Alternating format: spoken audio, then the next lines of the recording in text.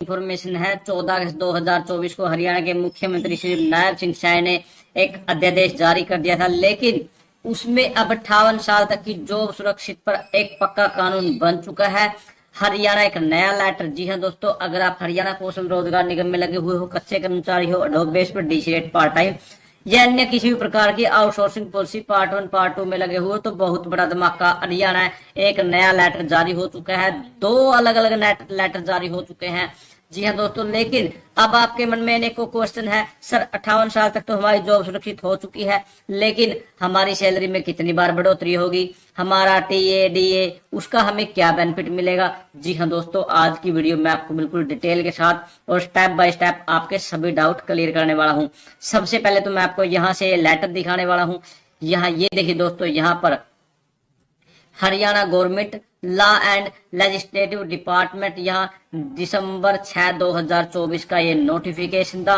Haryana act number 17, जी हाँ दोस्तों, act number ये 17 है 2024, the Haryana contractual employee security of service act 2024। इस पर मैंने वीडियो ऑलरेडी बनाई हुई है। इसमें क्या क्या बेनिफिट रहेंगे, क्या क्या इसकी क्वालिफिकेशन अलग से में एक एक्ट के रूप में अब इसको जारी कर दिया है 6 दिसंबर 2024 के रूप में, लेटर के रूप में, जो कि हरियाणा विधानसभा की ऑफिशियल साइट पर पहले ही अपलोडेड है।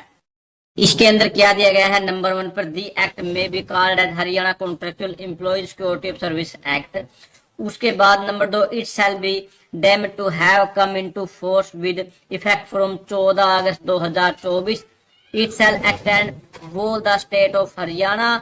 अपॉइंटेड डेट इसको माना गया है 15 अगस्त 2024। अब इसमें जितने भी जिनकी 5 साल 15 अगस्त 2024 से पहले हो चुके हैं, वो सभी इसके अंदर शामिल कर लिए गए हैं। लेकिन इसके अंदर क्या दिया गया, the eligible contractual employee shall be an employee who has been engaged on contract Haryana government organisation it service such government organisation on appointed date and receiving remuneration up to 50,000 per month और it deployed by Haryana Kaushal Rozgar Nigam under deployment contractual person policy 2022 and it in service government organise appointed date. जी हाँ दोस्तों, इसके अंदर up to 50,000 तक की salary वाले सभी के सभी इसके अंदर शामिल कर दिए गए हैं, जिनके 5 साल जो 15 अगस्त 2024 से पहले हो चुके हैं। Has completed at least 5 year service government organise on full time basis as on appointed date. लेकिन इसके अंदर एक अलग से इंफॉर्मेशन दे दी गई है, but shall not include an employee, जो इसके अंदर एम्प्लॉय इंक्लूड नहीं किए जाएंगे, जैसे had been engage under contractual sponsored scheme paid in part time by the central government, ये इसके अंदर शामिल नहीं होंगे। Had been engage honorarium basis, ये भी नहीं होंगे। Has been paid remuneration service remunerated part time basis by, ये पार्ट टाइम वाले भी नहीं होंगे। हैज अटेंडेड द 50 एज, जी हाँ दोस्तों, 50 साल जिन जो एज प्राप्त कर चुके हैं उनको भी नहीं शामिल किया जाए। हैज बिन टर्मिनेट, जो किसी प्रकार से टर्मिनेट किए जा चुके हैं, वो भी इसके अंदर नहीं शामिल होंगे। इसके अंदर सभी का सभी डाटा आपके सामने है, बिल्कुल डिटेल के साथ यहाँ दे दिया गया है। बिल्कुल मैं इसको हिंदी में भी दिखाने वाला हूँ आपको। यहाँ ये देखिए दोस्तों, यहाँ सभी प्रकार की इसको हिंदी में कन्वर्ट करने के बाद, परंतु इस अधिनियम के प्रारंभ की तिथि से 2 वर्ष की समाप्ति के पश्चात इस धारा के अधीन कोई आदेश नहीं किया जाएगा।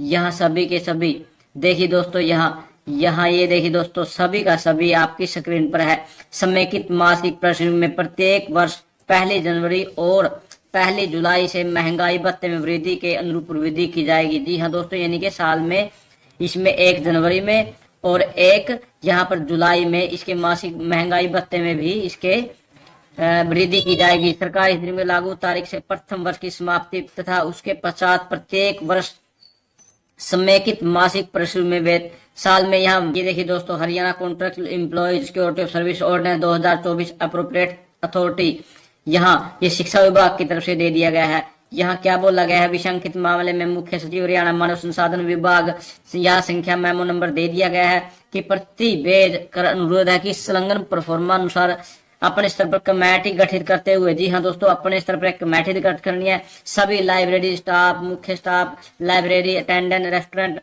रेस्ट्रा, यहाँ यूनियन लाइब्रेरी, लिपिक, लाइब्रेरी के सभी जितने भी कर्मचारी है कमेटी गठित करके जो 5 साल से ऊपर जिनको काम करते हो चुके हैं, जिनका एक्सपीरियंस 5 साल से ऊपर हो चुका है, या जो एलिजिबल है किसी प्रकार से, उन सभी का डाटा यहाँ भेजने के बाद मेंशन करनी है। जैसे family ID, PP ID, unique ID, employees की नेम ऑफ एम्प्लॉयज, फादर या हस्बैंड नेम, करंट डेजिग्नेशन क्या है, वो पार्ट टाइम पर है या किस तरह है, उसके बाद कौशल में है, उसके बाद 14/8/2024 ईयर को उसको कितना समय हुआ है, या रिमार्क में अगर वो एलिजिबल है या नहीं है, सेल्फ वेरिफिकेशन कैंडिडेट के द्वारा रिमार्क्स इफ एनी, अगर कोई रिमार्क्स है तो रिमार्क्स में भी